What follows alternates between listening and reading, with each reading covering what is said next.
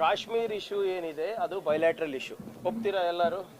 ಯಾವತ್ತೂ ಕೂಡ ಅದು ಅಂತಾರಾಷ್ಟ್ರೀಯ ಮಟ್ಟಿಗೆ ಬೇರೆ ದೇಶದವರು ಅದಕ್ಕೆ ಹಸ್ತಕ್ಷೇಪ ಮಾಡಿರಲಿಲ್ಲ. ಆದರೆ 2 ದಿನದಲ್ಲಿ 3 ಬಾರಿ ಅಮೆರಿಕದ ಅಧ್ಯಕ್ಷರು ಡೊನಾಲ್ಡ್ ಟ್ರಂಪ್ ಅವ್ರ ಸ್ನೇಹಿತರು ಪದೇ ಪದೇ ಹೇಳ್ತಾ ಇದ್ದಾರೆ, ನಾನು ಮಧ್ಯಸ್ಥಿಕೆ ವಹಿಸಿದ ಮೇಲೆ ಇದು ಯುದ್ಧ ವಿರಾಮ ಆಗಿದೆ ಅಂತ. ಇದು ನಿಜಾನ ಇಲ್ವಾ ಗೊತ್ತಾಗಬೇಕಲ್ಲ ನಮಗೆ. ಯಾವತ್ತೂ ಕೂಡ ಈ ಬೈಲ್ಯಾಟ್ರಲ್ ಇಶ್ಯೂನ ನಾವು ಅಂತಾರಾಷ್ಟ್ರೀಯ ವೇದಿಕೆಯಲ್ಲಿ ನಾವು ಚರ್ಚೆ ಮಾಡೋಕ್ಕೆ ಹೋಗಿಲ್ಲ. ಏನಿದ್ರು ಕೂಡ ನಾವೇ ಬಗೆಹರಿಸ್ಕೊಂಡಿದ್ದೀವಿ. 4 ಸರಿ ನಾವೇ ಯುದ್ಧ ಮಾಡಿದ್ದೀವಿ, 4 ಸರಿ ಕೂಡ ನಾವೇ ಜಯಶೀಲರಾಗಿದ್ದೀವಿ. ಈಗ ಡೊನಾಲ್ಡ್ ಟ್ರಂಪ್ ಅವರು ಪದೇ ಪದೇ ನಿನ್ನೆಗೂ ಕೂಡ ಮೋದಿಯವರು ಮಾತಾಡೋದಕ್ಕಿಂತ ಮುಂಚೆ 1 ತಾಸು ಮುಂಚೆ ಅವರೇ ಪ್ರೆಸ್ ಸ್ಟೇಟ್ಮೆಂಟ್ ಕೊಟ್ಟಿದ್ದಾರೆ. ನಾನು ಮಧ್ಯಸ್ಥಿಕೆ ವಹಿಸಿದೆ, ಅವ್ರಿಗೆ ಬುದ್ಧಿವಾದ ಹೇಳಿದೆ, ಇದು ಆರ್ಥಿಕವಾಗಿ ನನಗೆ ನಷ್ಟ ಆಗುತ್ತೆ, ನನ್ನ ಮಾತು ಕೇಳಿ ನಿಮ್ಮ ಜೊತೆನೂ ನಾವು ವ್ಯಾಪಾರ ಮಾಡ್ತೀವಿ, ಅವ್ರ ಜೊತೆನೂ ವ್ಯಾಪಾರ ಮಾಡ್ತೀವಿ, ಅದಕ್ಕೆ ನಿಲ್ಲಿಸಿ ಅಂದಿದ್ದಕ್ಕೆ ಇವತ್ತು ಮೋದಿಯವರು ಮಾತು ಕೇಳಿ ನಿಲ್ಲಿಸಿದ್ದಾರೆ ಅಂತ. ಈಗ ಡೊನಾಲ್ಡ್ ಟ್ರಂಪ್ ಅವ್ರು ಹೇಳ್ತಾರೆ ನನ್ನಿಂದ ಆಗಿದೆ ಅಂತ.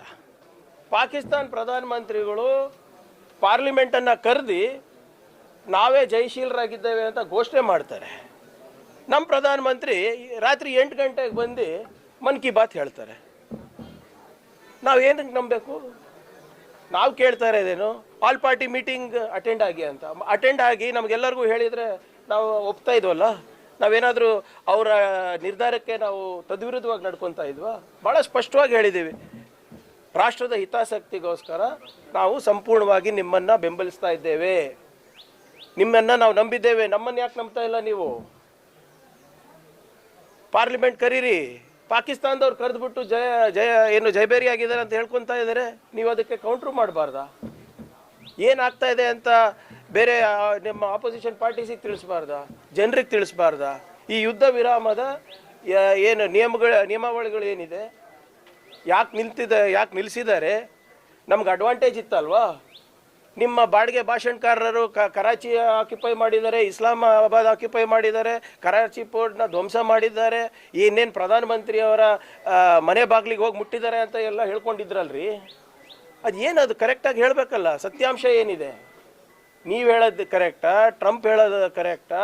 ನಿಮ್ಮ ಪಾಕಿಸ್ತಾನ ಪ್ರಧಾನಮಂತ್ರಿ ಹೇಳೋದು ಕರೆಕ್ಟಾ? ನಿಮ್ಮ ಬಾಡಿಗೆ ಭಾಷಣಕಾರರು ಹೇಳೋದು ಕರೆಕ್ಟಾ? ಸೋಷಿಯಲ್ ಮೀಡಿಯಾದಲ್ಲಿ ಯುದ್ಧ ನಡೆಸಿದ್ದೀರಾ ನೀವು? ನಮ್ಮದು ಡಿಮಾಂಡ್ ಭಾಳ ಸಿಂಪಲ್ ಇದೆ, ನಾವು ನಿಮ್ಮ ಜೊತೆ ಇದ್ದೀವಿ.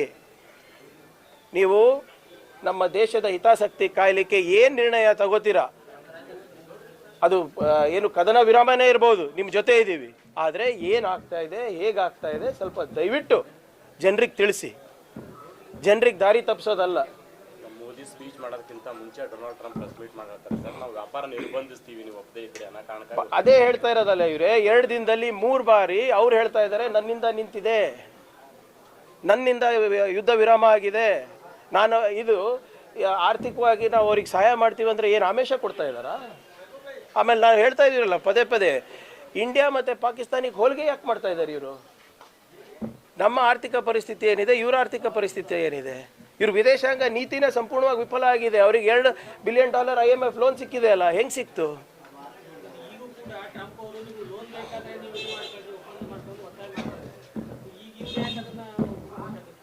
ಅದಕ್ಕೆ ಅವರಿಗೆ ಅದೇ ಕೇಳೋಕ್ಕೆ ತಾನೇ ಹೇಳ್ತಾ ಇರೋದು ಪಾರ್ಲಿಮೆಂಟಿಗೆ ಬನ್ನಿ ಅಂತ.